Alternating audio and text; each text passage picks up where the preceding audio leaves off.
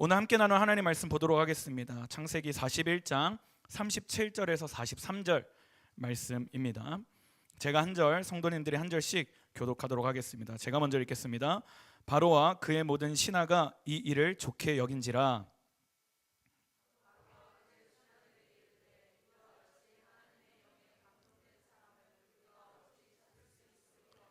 요셉에게 이르되 하나님이 이 모든 것을 내게 보이셨으니 너와 같이 명철하고 지혜 있는 자가 없도다.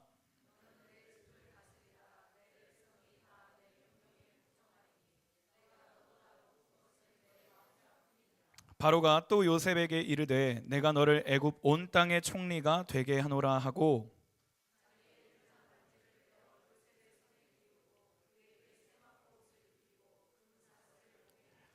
자기에게 있는 버금 수레에 그를 태우매 무리가 그의 앞에서 소리 지르기를 엎드리라 하더라. 바로가 그에게 애굽 전국을 총리로 다스리게 하였더라. 아멘. 미국의 굉장히 유명한 기독교 교육자 겸 성경교사인 하워드 핸드릭스라는 분이 이런 말을 했습니다. 나는 주저앉아 보통밖에 안 되는 인생을 살아갈 계획을 세우는 기독교인을 만나본 적이 없다. 뭔가 수식어가 많고 단어가 많으니까 무슨 말인지 잘 모르시겠죠. 그래서 제가 쉽게 설명드리겠습니다. 하나님을 믿는다고 하면서 모험과 도전을 꺼려하는 사람을 본 적이 없다라는 의미입니다. 조금 더 쉽게 말씀드리면 하나님을 믿는다고 하면서 꿈을 꾸지 않는 사람들을 본 적이 없다라는 의미입니다. 사랑하는 여러분, 하나님의 사람은요 꿈을 꾸게 되어 있습니다. 동의하십니까? 내향적이든 외향적이든 가진 게 많든 적든 배운 게 많든 적든 나이가 많든 나이가 어리든 그것과는 상관없이 하나님을 믿는 사람들은요 꿈을 꾸게 되어 있습니다. 어떤 꿈이냐면 한번 따라해 주시길 바랍니다. 하나님의 꿈. 다시 한번 더, 하나님의 꿈. 하나님을 믿는 사람들은 꿈을 꾸게 되어 있는데 그 꿈은 바로 하나님의 꿈이라는 것입니다. 성경은 하나님이 절대 변하지 않는 분이라고 말하고 있습니다. 말씀도 변하지 않고요, 말씀이 육신되어 오신 예수님도 변하지 않고요, 하나님의 계획도 변하지 않고 하나님의 뜻도 변하지 않는다라고 말하고 있습니다.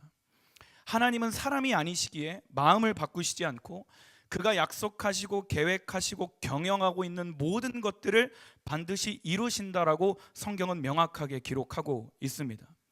더 나아가서 성경은 하나님을 새 일을 행하시는 분으로 표현하기도 하고요, 그분을 광야의 길을 내시고 사막의 강을 내시는 창조주 하나님으로 나타내고 있습니다. 그래서 하나님을 믿는 사람들은요 자연스럽게 당연하게 하나님의 약속을 붙들게 되고, 할렐루야, 하나님의 약속을 붙든 사람은 하나님의 꿈을 꾸게 되어 있습니다. 그분이 창조주라고 고백하는 사람은요 자연스럽게 그의 삶 속에 창조적인 꿈을 꾸게 되어 있어요. 하나님의 선하심을 붙든 자라면 자연스럽게 그의 일상에 하나님의 선한 꿈을 꾸게 되어 있습니다. 그분이 약속을 이루신다라는 것을 정말 굳게 붙든다면 내 삶 가운데 나의 일상 속에 하나님의 약속이 이루어질 거라는 소망과 기대감을 갖고 매일이라는 그 시간을 하나님의 꿈을 꾸며 살게 되는 거예요. 그래서 꿈의 크기는 하나님을 신뢰하는 크기에 비례합니다. 믿음의 선포는 하나님을 신뢰하는 크기에 비례해요. 동의하십니까? 그래서 시대가 어떻든지 간에 나의 상황이 어떻든지 간에 하나님의 꿈을 꾸는 우리 모두가 되기를 주님의 이름으로 소망합니다. 돌파의 확장 시즌 가운데 이것이 단순히 이 교회의 구호가 아니라 실제 나의 고백이 되고 경험이 되고 간증이 되기를 예수 그리스도의 이름으로 소망합니다. 오늘은 요셉의 삶을 통해 요셉처럼 돌파하라라는 주제로 말씀을 같이 나누려고 합니다. 돌파의 확장 시즌 가운데 성경 속 한 인물을 뽑으라고 한다면 담임 목사님께서는 여호수아를 말씀하셨는데 저는 요셉이 떠올랐습니다.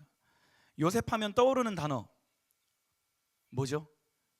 꿈, 맞습니다. 요셉은 17살의 나이에 꿈을 통해 하나님의 비전을 받게 됩니다. 두 가지 꿈이 있는데 첫 번째는 곡식단 꿈이고요, 두 번째는 별들의 꿈입니다. 37장 7절 말씀 같이 읽겠습니다. 시작. 우리가 들에서 곡식단을 묻고 있는데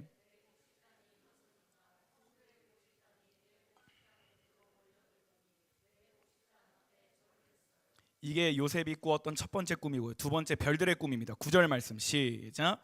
그 후에 요셉이 또 꿈을 꾸었습니다. 요셉은 그 꿈 이야기를 또 형들에게 들려주었습니다. 들어보세요. 내가 또 꿈을 꾸었어요. 꿈에서 보니까 해와 달과 별 11개가 나에게 절을 했어요.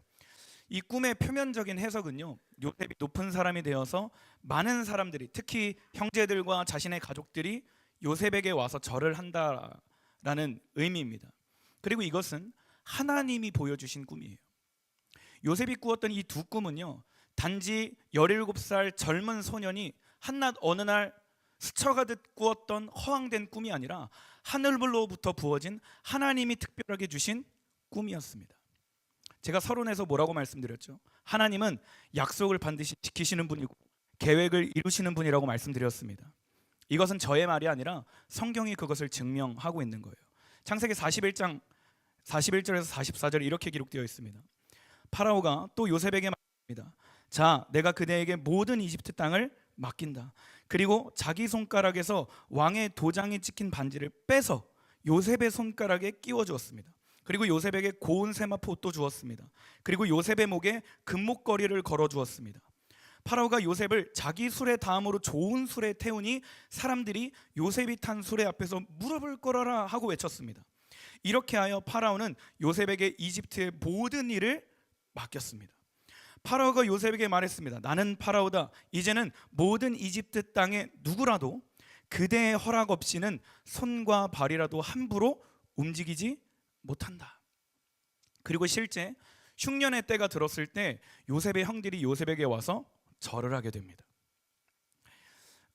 총리가 되고 풍년 후에 흉년이 들고 형들이 찾아왔으니까 17살의 요셉이 꿈을 받고 이 꿈이 실제 요셉의 인생에 풀어지기까지는 20년에서 약 22년 정도가 걸린 거예요.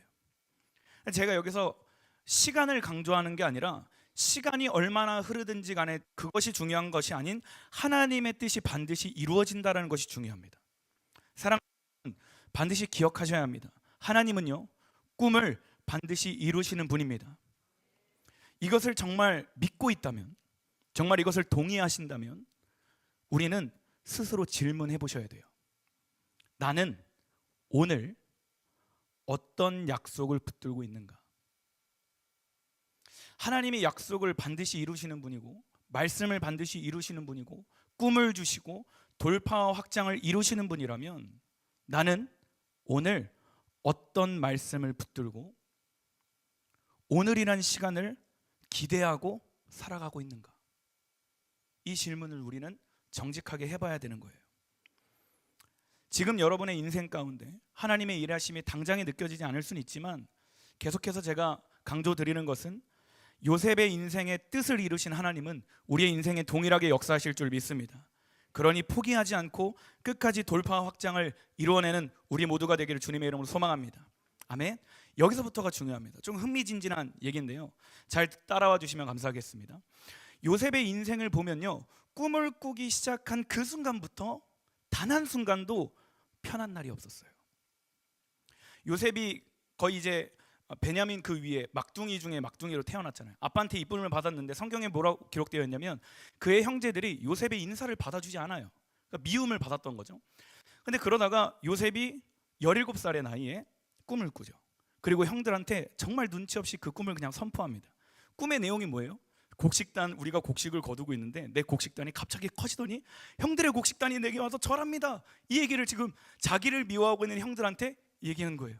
형들이 어떤 그 계획을 짜요. 아, 요셉 제 꼴 보기 싫으니까 쟤 좀 죽여야겠다, 이런 생각을 하지 않습니까? 근데 그러다가 루벤이 그래도 우리 손에는 피는 묻히지 말자, 이렇게 얘기하면서 다행히 이 죽이지는 살인의 계획을 세우지는 않습니다. 그런데 딱 그 얘기를 하는 그 찰나에 요셉이 걸어오는 거예요. 그래서 형들이 요셉이 가까우니까 그의 옷을 다 찢어버려가지고 웅덩이에 요셉을 던져버립니다. 근데 성경에 뭐라고 기록되어 있냐면 요셉이 빠진 그 웅덩이에는 물도 없고 음식도 없다라고 기록되어 있어요. 더 놀라운 건 그 웅덩이 위에 형들이 다리를 잡아서 도시락을 까먹고 있습니다.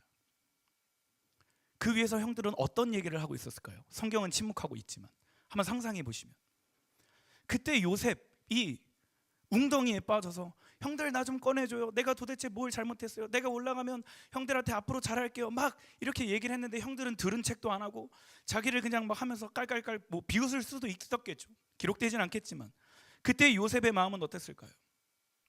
더 나아가 그렇게 도시락을 까먹고 있었습니다. 근데 이스마엘 사람들이 마차를 끌고 가고 있어요. 그때 형들이 뭐라고 얘기합니까? 요셉을 팔자. 요셉이 지금 형들 바로 밑에 웅덩이에 빠져 있는데 요셉이 버젓이 눈앞에 있는데 그 자기를 팔겠다고 형들이 하는 얘기를 듣는 요셉의 마음은 어땠을까요? 더 나아가서 실제로 요셉이 팔리게 되죠. 은 20세겔에 팔립니다.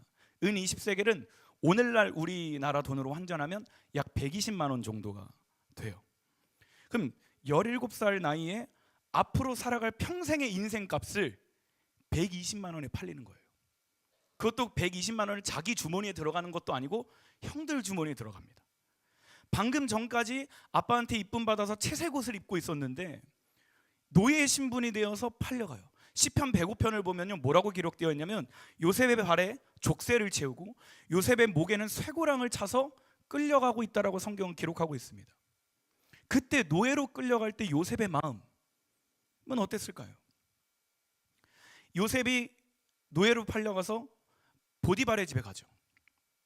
타국 생활은 어땠을까요? 언어가 통했을까요? 히브리 사람이었고 지금 간 것은 애굽이어서 언어가 완전 다릅니다. 노예로 갔는데 말단 노예잖아요. 막내잖아요. 거기서 어떤 취급을 당했을까요? 그 기존에 보디발의 집에 수많은 노예들이 있었을 것인데 그 노예들 가운데 갑자기 어느 날 한 노예가 팔려왔는데 17살 젊은 청년이에요. 딱 보니까 그들 안에 어떤 자기도 알게 모르는 어떤 서열들이 있었을 수도 있고요. 그들 안에 어떤 시기심과 질투심이 있었을 수도 있어요. 요셉은 그 보디발의 집에서 신임을 얻어서 승승장구할 때 그 주변에 있었던 같은 노예 신분 사람들은 어떻게 요셉을 대했을까요? 그때 그런 눈초리를 받으며 일생을 살아갔던 하루하루를 살아갔던 요셉의 마음 어땠을까요? 근데 여기서 끝나면 그나마 다행이죠. 이제 막 보디발의 신임을 얻어서 높은 직위도 올라가고 사람도 다스리고 막 이렇게 막 하고 있는데 누가 나타나요? 보디발의 하나가 나타나요. 단 하루만 유혹한 게 아닙니다. 성경에 보니까 날마다 그를 유혹했다라고 얘기하고 있어요. 요셉이 쳐냈는데 날마다 와서 요셉에게 하룻밤만 나와 잡시다 라고 얘기를 하는 거예요. 그런데 결과적으로 요셉은 죄를 범하지 않습니다. 근데 더 놀라운 건 보디발의 아내가 누명을 씌우게 돼요. 하루아침에 성범죄자가 되는 거예요. 그리고 어디를 가요? 감옥을 갑니다. 이제 막 신임을 얻어서 높은 위치에 그나마 노예 중에 높은 위치에 올라가려고 했는데 노예보다 더 바닥인 감옥에 가요. 거기서 누굴 만나죠? 술 관원장과 떡 관원장을 만납니다. 그러다가 꿈의 석을 해주게 되는데 술 관원장의 꿈의 석을 해주다 보니 당신이 3일 뒤에 나갈 거라는 꿈의 석이 되는 거예요. 술 관원장한테 얘기를 하죠. 당신이 3일 뒤에 나갈 건데 나가서 제 얘기를 좀 해주십시오. 술 관원장이 오케이 알겠어 내가 가서 해줄게 라고 했는데 어떻게 돼요? 새까맣게 요셉을 잊어버립니다. 그리고 몇 년을 더 감옥에서 삽니까? 2년을 더 살아요. 그때 요셉의 인생은 어땠을까요? 요셉의 마음. 우리는 그 요셉이 나온 시간을 아니까 2년이라고 얘기를 하지 그 당시에 하루하루를 살았던 요셉의 마음. 앞도 보이지 않고요. 깜깜하고요. 더 이상 소망도 없고요. 분명 하나님의 꿈을 선포했는데 그 꿈이 이루어질 기미는 하나도 보이지 않습니다. 배신당하고 누명을 씌우고 절망 중에 절망이에요. 근데 더 놀라운 건 뭔지 아세요? 하나님의 침묵이에요. 성경은 여호와께서 요셉과 함께 하셨다라고 기록하고 있습니다. 그러나 제가 여기서 하나님의 침묵이라고 말씀드리는 건 뭐냐면 성경에 기록된 것을 기준해서 하나님께서 요셉에게 직접적인 말씀을 했다라고 기록된 성경이 아무것도 없습니다. 보세요. 아브라함을 부르실 때도 하나님은 하나님의 음성으로 아브라함에게 비전과 꿈을 주셨어요. 노아에게 방주를 만들려고 하실 때도 하나님께서 그에게 말씀하셨어요. 모세를 부르실 때도 마찬가지예요. 여호수아를 세우실 때도 마찬가지예요. 엘리사와 수많은 선지자를 부르실 때도 마찬가지예요. 더 나아가서 신약에 살고 있는 바울을 한테 나타나실 때도 바울이 복음 전하기 전에 밤에 두려워서 막 떨고 있을 때, 겁먹고 있을 때, 바울아 바울아 두려워하지 마라. 내가 너를 통해 복음을 증거하게 할 것이고 내가 너와 함께 할 것이고 강하고 담대하라, 두려워하지 말아라 말씀하셨는데, 요셉은 형들에게 미움받아서 웅성리에 던져진 그때에도 하나님께서 요셉에게 말씀했다고 성경에 기록되어 있지 않아요. 노예로 족쇄를 차고 쇠고랑을 깔고 노예로 찔찔찔찔 끌려가는 그 순간에도 하나님은 두려워하지 말라라고 직접적으로 말씀하지 않았습니다. 보디발의 집에서 온갖 무시받고 시기받고 열심히 사는데 노예로 신분을 살아가는 그 순간에도 두려워하지 말라, 내가 너를 통해 내 꿈을 반드시 이룰 거다 말씀하지 않으셨어요. 감옥살이를 가서 배신당하고 앞도 보이지 않는, 언제 나갈지 모르는 그 처참하고 비참한 인생을 살아갈 때 두려워하지 마, 내가 너를 반드시 나가게 할 거고 내가 너를 총리를 통해서 형들이 내 앞에 와서 무릎 꿇게 할 거야, 직접적으로 말씀하지 않았다고요. 총리가 되기까지 13년을 지내야 했습니다. 13년이에요. 내가 요셉이었다면 어땠을까요? 우리는 결과를 알고 보니까 성경의 이야기를 들을 때 그냥 뭐 그렇구나, 이 시간을 잘 견뎌냈구나 라고 생각할 수 있겠지만, 그 당시에 하루하루를 사는 요셉의 인생을 한번 상상해 보세요. 어땠을 것 같으세요? 포기하고 싶지 않았겠습니까? 억울하지 않았겠어요?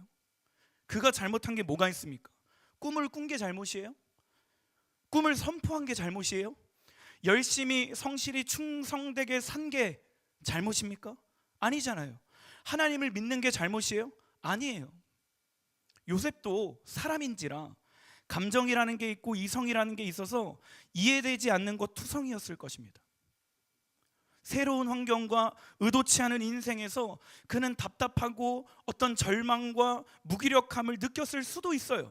성경은 자세하게 기록되어 있지 않지만, 하나님의 꿈으로 붙들고 선포하면서 이제 막 새로운 시즌을 이겨내려고 했는데 단 한순간도 편한 삶을 살아가지 않았다고요.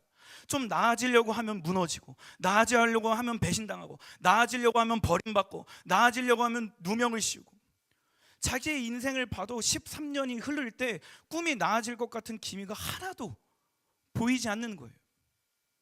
그렇다면 요셉이 포기하고 싶지 않았겠습니까? 그런데 어떻게 그가 그런 상황 속에서 돌파와 확장을 이뤄낼 수 있었냐면 두 가지입니다. 첫 번째, 하나님의 꿈을 붙은 거예요. 두 번째, 그의 시선이 오직 하나님께만 고정되었습니다.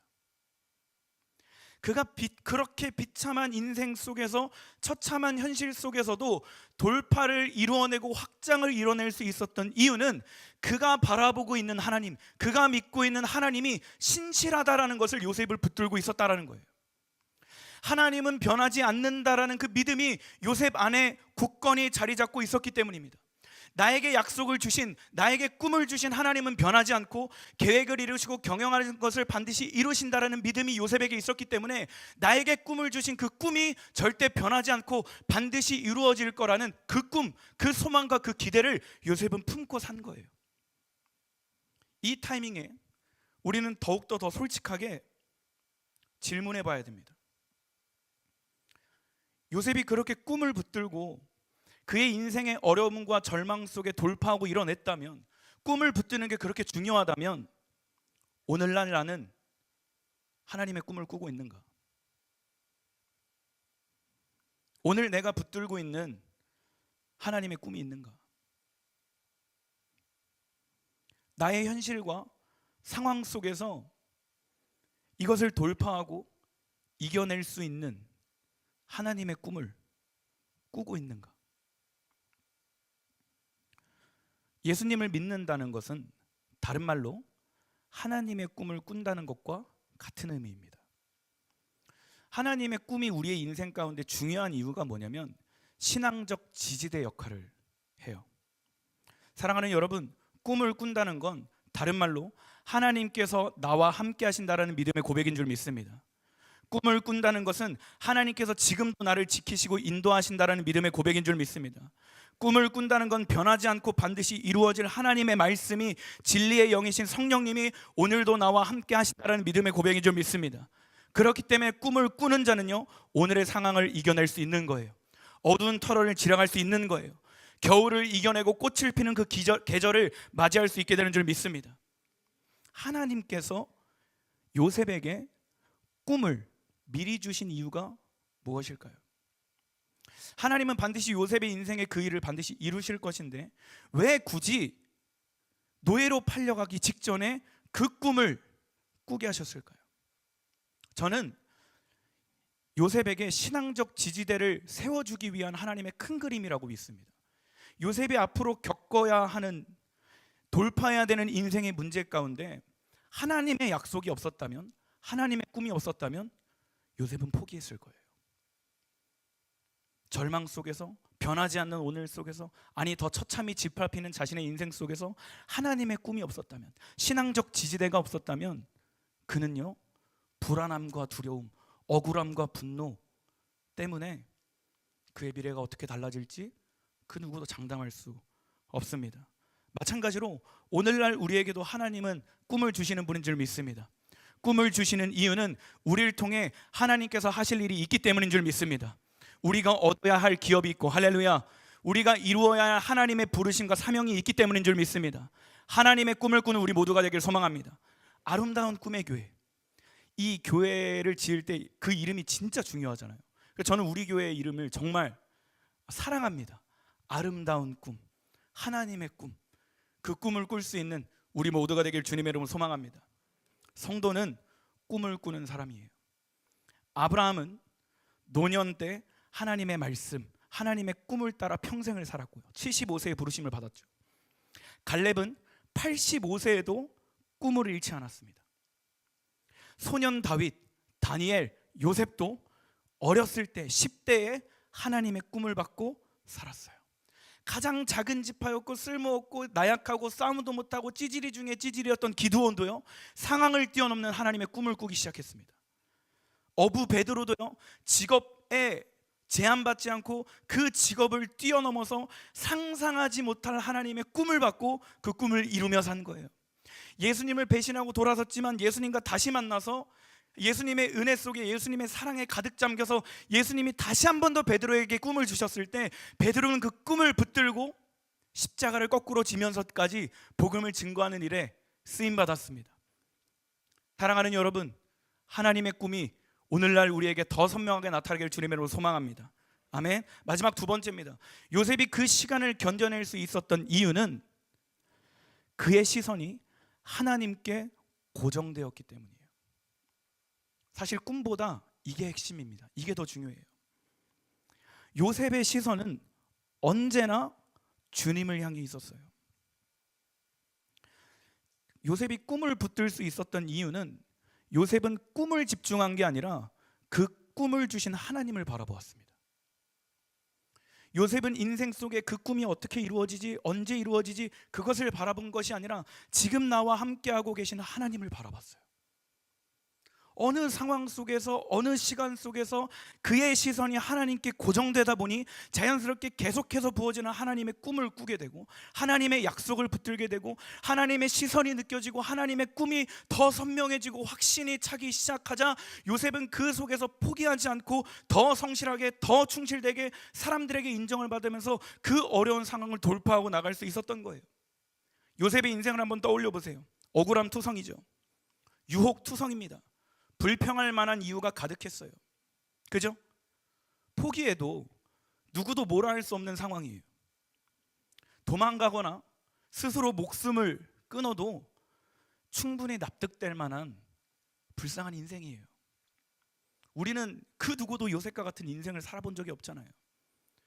요셉이 어떤 극단적인 선택을 하게 되더라도, 혹여 하나님을 욥과 같이 나중에 하나님을 원망하고 저주하고 자기의 생애를 저주해도 우리는 그냥 그렇구나, 너가 정말 힘들었구나, 그렇게 공감할 수 있을 정도로 비참한 삶을 살았습니다. 그러나 그는요, 절대 포기하지 않고 모든 상황 속에서 자신이 주어진 그 상황 속에 최대한 성실하게 살았고 신실하게 살았고 사람들에게 인정을 받게 된 거예요. 성경은 너무나 명확하게 얘기합니다. 여호와께서 요셉과 함께 하셨으므로 그가 형통했다. 할렐루야. 여호와께서 요셉과 함께 하심이라. 하나님이 그를 범사에 형통케 하셨더라. 할렐루야. 근데 보세요, 이 말은 요셉이 특별해서 하나님이 요셉이라는 그 한 사람만 지정해서 그와 함께 하신 것이 아니에요. 만약 그렇게 된다면, 하나님의 예정이 어떤 한 사람에 특정되어 있다면 우리는 오늘날 전도할 이유도 없고 선교할 이유도 없습니다. 하나님은 공평하신 분이고 하나님의 사랑은 차별이 없어요. 하나님의 눈은, 하나님의 시선은 오늘도 아직 하나님을 알지 못하는 자들에게도 임하고 하나님을 만난 자들에게도 임하는 거예요. 하나님의 사랑은 아직 하나님을 만나지 못한 자들이 주님께 돌아오기를 원하는 그 사랑의 눈으로 바라보고 계시고, 하나님을 만난 자들은 이들이 복음을 누리고 복음을 증거하기 위한 기대와 소망과 부푼 그 마음으로 이들을 바라보고 있어요. 하나님은 누구에게나 함께 계시고 누구를 바라보시고 언제 어디서나 우리와 함께하고 계신 줄 믿습니다. 그렇다면 하나님이 요셉과 함께 하셨다라는 이 문장은 뭐냐면, 하나님이 범사에 그를 형통케 하셨다라는 건 뭐냐면, 하나님의 편에, 하나님의 차별이 아니라 요셉의 시선이 하나님께 고정되었다라는 거예요.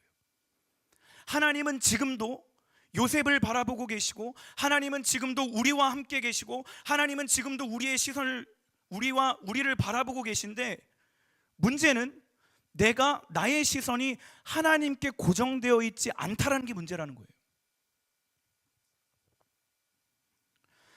내가 하나님의 영광을 운반하지 못하는 이유, 내가 불평하는 이유, 주저앉은 이유, 포기하는 이유, 무기력한 이유, 의욕을 잃는 이유, 꿈을 꾸지 않는 이유, 꿈을 잃은 이유, 오늘 분명 크리스천이라는 이름을 갖고 있지만 내 삶 가운데 남들과 계속해서 비교하면서 원망하는 이유, 나 스스로를 자책하는 이유, 과거에 얽매여서 계속해서 내 스스로를 자해하는 이유, 인생에서 도망치는 이유, 주저앉아서 일어나지 않는 이유, 간단합니다.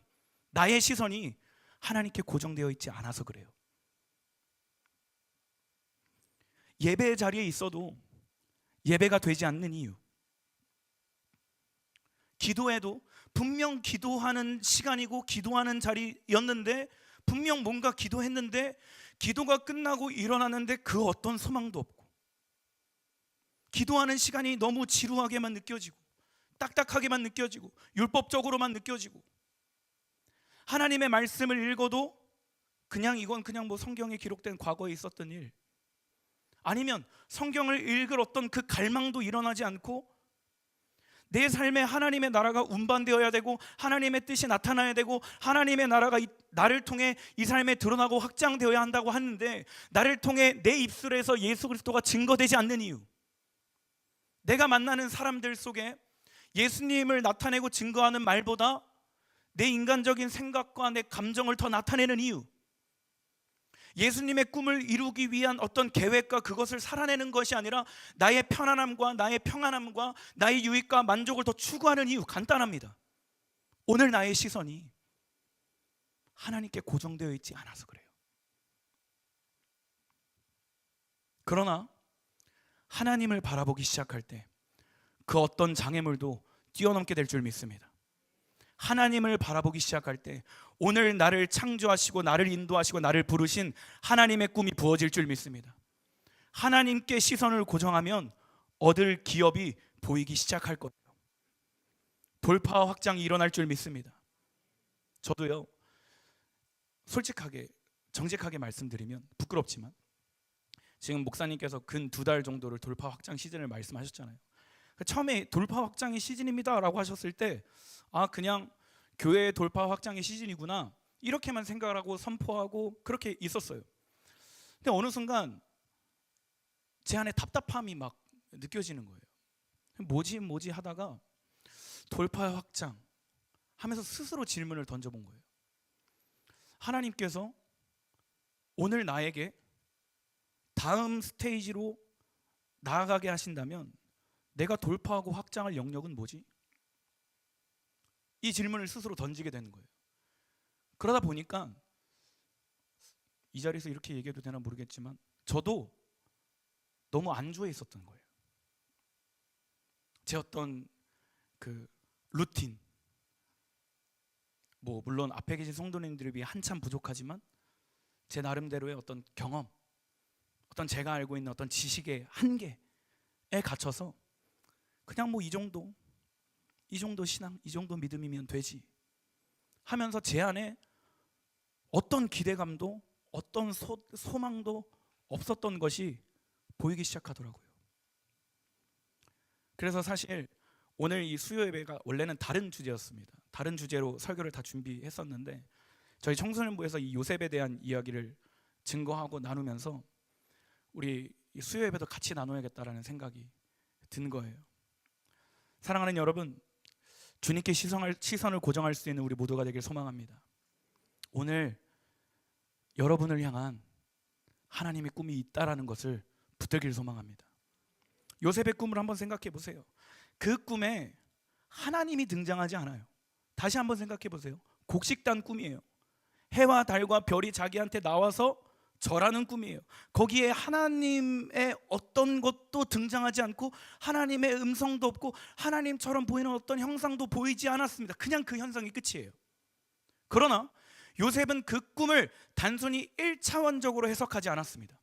그 꿈을 꿨을 때 단순히 그냥 곡식단 형들이 내게 와서 절하는구나 이걸로 끝난 게 아니라 그는 그 꿈을 주신 하나님께 시선을 고정하다 보니까 하나님이 내 인생에 하시고자 하는 일이 있구나. 하나님이 나를 창조하시고 나를 계획하시고 나를 태어나게 하시고 나를 이 집안에 뒤에서 두 번째 순서로 낳게 하신 이유가 있구나. 하나님께서 나의 인생을 이끌어가는 이유가 있구나. 나에게 닥쳐오는 오늘이라는 시간을 하나님께서 하나님의 섭리 가운데 허락하신 이유가 있구나. 그가 하나님께 시선을 고정하니까 오늘 나를 택하고 부르신 하나님의 뜻이 부어진 거예요.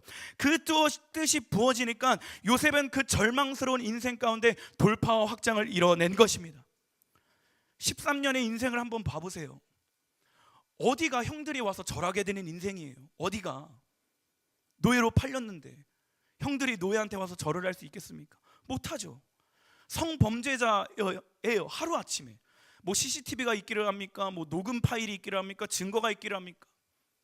하루아침에 성범죄자가 된 거예요. 성범죄자한테 누가 와서 절을 해요? 감옥에 있는데 누가 와서 자기한테 절을 해요? 그냥 현실적으로 1차원으로 보면 자기 인생 그냥 끝이에요. 더 이상 어떤 소망도 없어요. 세상에 나가도요 성범죄자 타이틀이 벗겨지지 않아요. 자신이 쌓았던 커리어 한순간에 무너졌습니다. 그러나 요셉은 그런 상황 속에서도 하나님을 바라본 거예요. 왜요? 하나님이 그와 함께 하셨다라는 믿음이 그 안에 있었기 때문입니다. 오늘도 우리가 하나님을 바라볼 수 있는 이유는 뭐냐면 하나님의 시선이 오늘도 이미 우리를 바라보고 있기 때문인 줄 믿습니다. 하나님의 영이 오늘도 우리 안에 살아계시고 있기 때문인 줄 믿습니다. 예수 그리스도가 우리를 포기하지 않고 버리지 않고 떠나지 않고 있기 때문인 줄 믿습니다. 우리가 오늘 주님을 바라볼 수 있는 이유는 예수님이 나를 절대 포기하지 않는 분이기 때문인 줄 믿습니다. 나를 구원하신 그 구원과 그 사랑은 절대 취소되지 않고 그 누구도 빼앗을 수 없는 영원한 하나님의 사랑인 줄 믿습니다. 마지막이에요. 요셉은 하나님의 일하심을 신뢰했고요. 하나님의 일은요 보이지 않아도 여전히 일하고 계셨습니다. 보세요. 마지막이에요. 형제들이 요셉을 살인하려고 할 때, 죽일 계획을 짤 때 르우벤의 마음을 하나님께서 주관하셔서 목숨을 건지게 합니다. 노예로 팔려가는데 하필 그때 노예로 가게 된 집이 보디발의 집이에요. 누명을 쓰게 됐는데 보통 같았으면 즉각 처형이에요. 그죠? 어떤 남편이 노예가 자기 아내를 밤하려고 했다고 하는데 당장에 죽이지 않고 감옥을 넣는 남편이 어디 있겠어요? 와이프 말을 안 듣고 노예 말을 듣는 남편이 어디 있겠습니까? 근데 그런 상황이 있을 때 증거도 없고 아무것도 없는데 보디발의 마음을 하나님이 주관하셔서 요셉을 감옥에 넣게 하신 거예요. 요셉이 감옥에 있을 때 술 간원장과 떡 간원장을 만날 수 있는 가능성이 얼마나 될까요? 1, 2년만 늦었어도 1, 2년만 빨랐어도 빠르면 만났겠죠? 늦었어도 만나지 못하는 거예요. 하필 술간원장이 감옥을 탈출하고 그 2년이라는 시간이 흐를 때 바로가 정치적으로 인생 일대의 어떤 고난과 괴로워하는 꿈을 왜 꾸게 되었을까요? 그리고 그때 꿈 해석을 기가 막히게 잘하는 요셉이 거기 있다라는 건 요셉의 인생에 하나님이 보이지 않아도 하나님은 역사하고 계셨다라는 거예요. 우리도 마찬가지예요. 당장에 우리 눈에 보이지 않아도 하나님은 역사를 이루고 계신 줄 믿습니다. 당장의 돌파 확장이 일어나지 않을 수 있지만 하나님은 약속을 반드시 이루시는 분이라는 것을 붙들 수 있기를 소망합니다. 그러니 오늘 이 시대 요셉처럼 돌파를 이루어내는 우리 모두가 되기를 주님의 이름으로 소망합니다. 말씀 마치겠습니다. 찬양팀 나와주시고. 히브리서 12장 2절 말씀에 이렇게 기록되어 있죠. 믿음의 주요 또 온전하게 하시는 이인 예수를 바라보자. 하나님은 약속을 반드시 지키시는 분인 줄 믿습니다. 그렇다면 오늘날 우리가 요셉처럼 돌파한다라고 한다면 두 가지를 기억하셔야 돼요. 첫 번째, 하나님의 꿈을 붙든다. 두 번째, 나의 시선을 하나님께 고정한다. 서론에 말씀드렸듯이 하나님의 사람은 꿈을 꾸게 되어 있습니다. 자연스러운 일이고요. 꿈을 꾸는 것이 당연해요. 꿈을 꾸고 있지 않다면 스스로 질문해 보셔야 됩니다. 나는 하나님의 약속을, 하나님을 신뢰하고 있는가? 오늘 내 삶을 인도하시고 주관하시는 선하신 하나님을 바라보고 있는가? 우리가 이 시간 찬양하고 기도하실 때, 혹은 예배가 끝나고 돌아가실 때 스스로 아니면 가정 안에서 이런 나눔이 조금 일어났으면 좋겠습니다. 이 시즌에 내가 돌파해야 할 영역이 뭐지? 하나님은 나를 어떤 영역으로 더 나아가길 원하시지? 내가 확장해야 하는 영역은 뭐지? 내가 돌파해야 할 문제들은 뭐지? 이것이 정직하게 성령님 앞에서 질문되고 성령님의 은혜로 깨달아지는 은혜가 있기를 소망합니다.